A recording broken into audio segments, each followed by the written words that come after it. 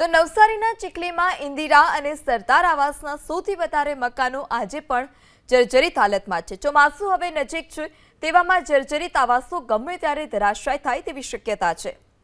આવા જર્જરિત આવાસમાં ગરીબ પરિવારના લોકો રહેવા મજબૂર છે।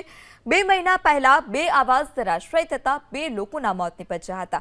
આ ઘટના બાદ પણ પ્રશાસને કોઈ બોધપાઠ નથી લીધો।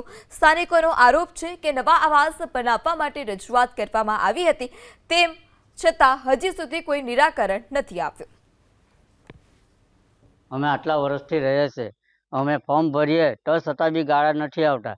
સરપંચ આવે, તલાટી આવે જોવા તો છતાં બી નથી। હવે તૂટી પડ્યું તો અમારે કોણ જવાબદારી લે? ઘર જોઈ જાય પછી આવે નહીં, મકાન આવવું જોઈએ ને।